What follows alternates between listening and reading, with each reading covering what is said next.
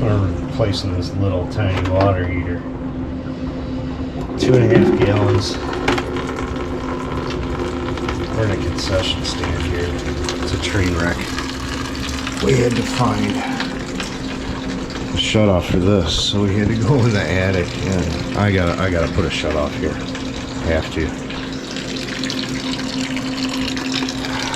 So I'm just draining it out now. I got this is an incinerator. I got a A.O. Smith going in. 2.5 gallons. Oh, the plumbing's leaking too.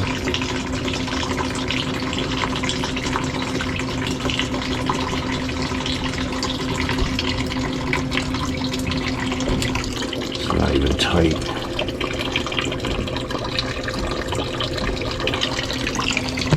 Oh boy. Well, let me let this drain. Okay, we got it out. Shark bite fittings. Cut that off. I gotta put my little A.O. Smith back in there.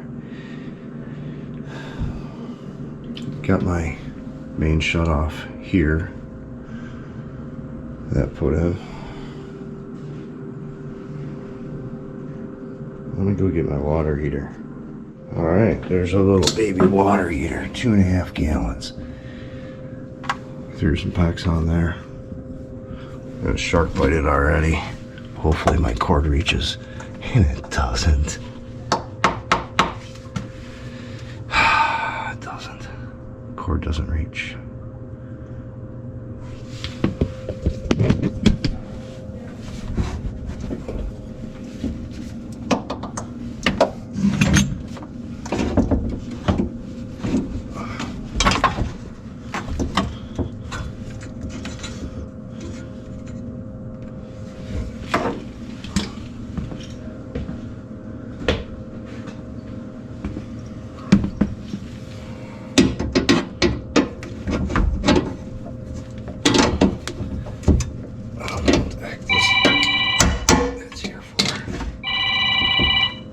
Reaches. My phone's ringing. Man, that's like the smallest water heater I've ever done. 2.5 gallon. In a concession stand. Don't know what it's for. I just replace it. Don't ask questions. But